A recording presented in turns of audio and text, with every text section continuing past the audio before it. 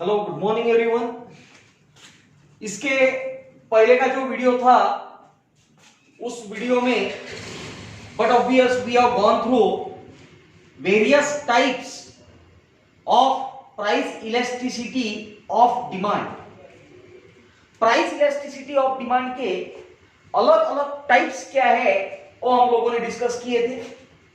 But obvious there were three types, there were five types: unitary elastic demand, perfectly elastic demand, perfectly inelastic demand, relatively elastic demand, and then relatively inelastic demand. Now try to understand. आज हम लोगों को start करना है factors influencing elasticity of demand. Examination में कभी कभार ये पूछा जा सकता है, explain factors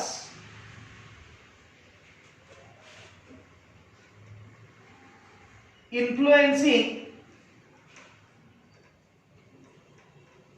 elasticity of demand। बेटा क्वेश्चन कैसे पूछा जाएगा, ख्याल दे। क्वेश्चन पूछा जाएगा, explain factors influencing elasticity of demand, या इनकेस अगर कब इन्फ्लुएंसिंग ये वर्ड नहीं पूछा गया तो देयर में बी अ वर्ड अफेक्टिंग। बराबर। भैया ऐसे कौन से फैक्टर्स है जिन फैक्टर्स की वजह से प्रोडक्ट का इलास्टिसिटी ये बदल जाएगा, जो डिमांड का इलास्टिसिटी रहेगा उस प्रोडक्ट का वो इलास्टिसिटी चेंज हो जाएगा, उसके बारे में कहा गया है। Now first one is given, that is all about nature of commodity. समझने की कोशिश कर, नेचर ऑफ कमोडिटी। कमोडिटी का मतलब होता है गुड्स। कमोडिटी का मतलब होता है गुड्स। बट ऑब्वियस आप जिस किसी प्रोडक्ट का इस्तेमाल कर रहे हो उस प्रोडक्ट का नेचर क्या है ये बड़ा इंपॉर्टेंट है। लेट्स से एखादा प्रोडक्ट ये पेरिशेबल होता है, ऑन द अदर हैंड एखादा प्रोडक्ट ये ड्यूरेबल होता है। पेरिशेबल इसका मतलब होता है इस प्रकार का प्रोडक्ट जो लिमिटेड समय के लिए इस्तेमाल किया जा सकता है।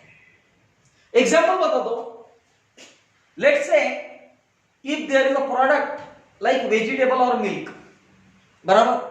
अब वेजिटेबल या मिल्क अगर ऐसा कोई प्रोडक्ट अवेलेबल है तो but obvious you will come to know कि वेजिटेबल, मिल्क, एग्स ये कुछ ऐसे प्रोडक्ट है जिसका ड्यूरेबिलिटी ज्यादा नहीं है।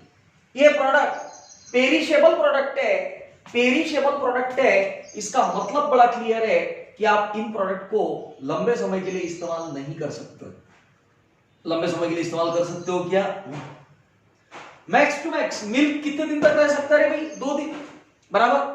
बट ऑब्वियस ये पेरिशेबल प्रोडक्ट है, इसका मतलब ऐसे प्रोडक्ट है जिन प्रोडक्ट को हम लोग स्टोर करके नहीं रख सकते। सो मार्क माय वर्ड, जिन प्रोडक्ट्स को हम लोग स्टोर करके नहीं रख सकते उसका डिमांड कहीं ना कहीं ये अफेक्ट तो होने वाला है। बराबर। उसका इलास्टिसिटी ऑफ डिमांड कहीं ना कहीं चेंज तो होने ही वाला है। ऑन द अदर हैंड कुछ ड्यूरेबल प्रोडक्ट है।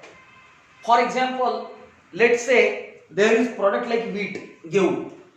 और भाई लंबे समय तक आप गेहूं को स्टोर करके रख सकते हो, ठीक है। 5-6 महीने, 1 साल इसको कोई फर्क पड़ने वाला नहीं है। अब अल्टीमेटली अगर गेहूं जैसा प्रोडक्ट है जिसको आप लंबे समय के लिए रख सकते हो तो बट ऑब्वियस इस प्रोडक्ट का नेचर ये ड्यूरेबल है। बराबर। जो सेलर है इस प्रोडक्ट का उसको पता है कि अगर कब सपोज प्रोडक्ट आज नहीं बेचे गया तो हम लोग इसे कल भी बेच सकते हैं। बराबर। सो this is what all about the nature of commodity. Availability of substitute. But obvious बहुत सारे प्रोडक्ट ऐसे भी होते हैं जिन प्रोडक्ट के लिए मार्केट में सब्स्टिट्यूट अवेलेबल होता है। बराबर। और क्या अवेलेबल होता है? Substitute. For example let's say pen and pencil substitute है। बराबर। टी और coffee again these are the substitute. अगर कब सपोज ऐसे सब्स्टिट्यूट वाले प्रोडक्ट रहते हैं तो बट ऑब्वियस इनका भी डिमांड का elasticity at time to time क्या होगा, चेंज, बराबर। Because reason is very simple, आपके पास में कहीं ना कहीं सब्स्टिट्यूट अवेलेबल है। क्या अवेलेबल है, substitute. And in let's say in case you have substitute then definitely there can be change in the elasticity of demand, number of uses, but obvious उस प्रोडक्ट का यूज कितने time हो रहा है, that matters a lot. if let's say there is a product like duster, अभी duster is one product, बराबर।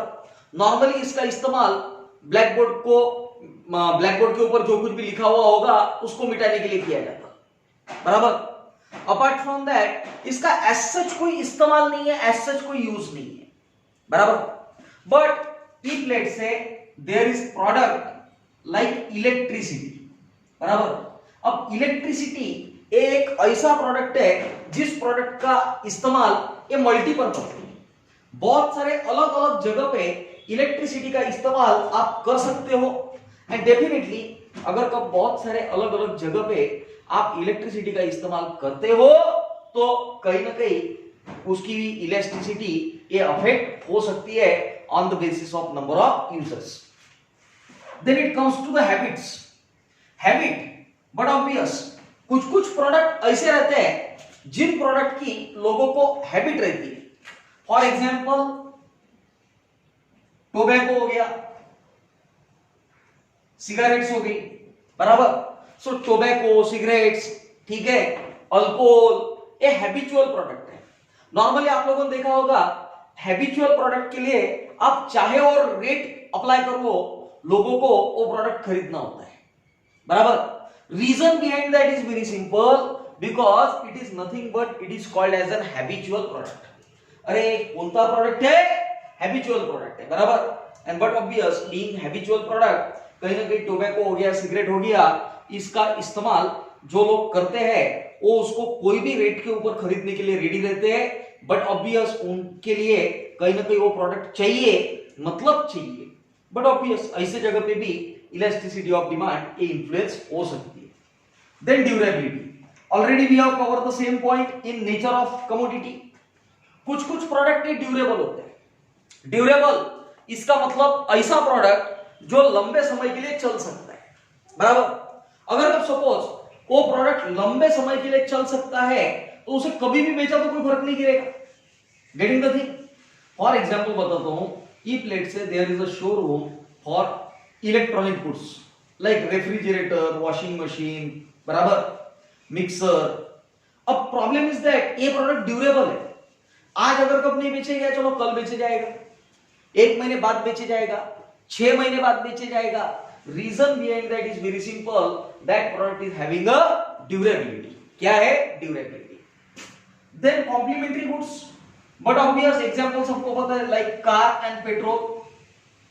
Reason is very simple, petrol का price बढ़ेगा तो बट ऑब्वियस उसका इफेक्ट कार की डिमांड कम होने पे होता है। अरे यार प्राइस पेट्रोल का बढ़ता है बट डिमांड कार की कम होती है। Reason behind that is very simple, कहीं ना कहीं कार एंड पेट्रोल ये दोनों भी प्रोडक्ट एक दूसरे के लिए कॉम्प्लीमेंट्री प्रोडक्ट है। कॉम्प्लीमेंट्री का मतलब है कि दोनों की डिमांड एक दूसरे के ऊपर डिपेंड है, बराबर। So but obvious car and petrol हो गया, या let's say another example can be there, that is pen and another is ink. Now try to understand pen and ink, again these are the product जहां पे कहीं ना कहीं हम लोग कह सकते हैं yes it is a complementary goods. कौन सा गुड्स है? कॉम्प्लीमेंट्री गुड्स, बराबर।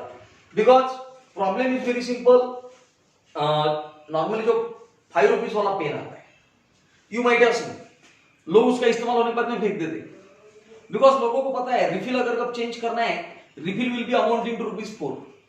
अब 4 रुपीज का रिफिल लेने से अच्छा है 5 रुपीज का नया पेन ले लो। So this is what called as a complementary goods. Income of consumer, definitely consumer का इनकम क्या है ये भी बहुत ज्यादा मैटर करता है, इसके ऊपर भी इलास्टिसिटी डिपेंड रहती है। अगर कब सपोज हायर इनकम है तो डेफिनेटली उसका डिमांड भी अलग रहेगा। अगर कब कोई लोअर इनकम वाला ग्रुप है तो उसका भी डिमांड अलग रहेगा। This is what called as the income of consumer, बराबर। अर्जेंसी ऑफ नीड, बहुत सी बार कुछ कुछ प्रोडक्ट ऐसे भी रहते हैं जिनका नीड ये बहुत अर्जेंट होता है। For example let's say hospital में एक आध बार ब्लड की जरूरत है, अरे बराबर। Now try to understand blood का requirement, it is the most urgent need, बराबर। नाउ ट्राई टू अंडरस्टैंड, समझने की कोशिश कर, ये ऐसे चीजों का जो इलास्टिसिटी ऑफ डिमांड रहेगा, that elasticity of demand will be different, clear. And then last point which we have to cover, that is all about the time period. Now mark my word, समझने की कोशिश कर, जहां तक time period का सवाल है, again this is one of the most important issue, बराबर। बिकॉज कौन से ड्यूरेशन में आप कौन सी चीज मांग रहे हो, ठीक है। बिकॉज कुछ कुछ चीजें ऐसी होती है those which are strictly seasonal, बराबर। फॉर एग्जाम्पल आप अगर कब मैंगो का डिमांड करोगे विंटर सीजन में, तो डेफिनेटली वो डिमांड कंप्लीट नहीं होगा। Try to understand, mango is demanded in a winter season, और भाई विंटर सीजन में मैंगो अवेलेबल रहता नहीं है, एंड डेफिनेटली विंटर सीजन में मैंगो अवेलेबल नहीं रहेगा तो उसका डिमांड कंप्लीट नहीं हो पाएगा। So but obvious these are the various factors those who influence the elasticity of demand. Is that clear? Thank you.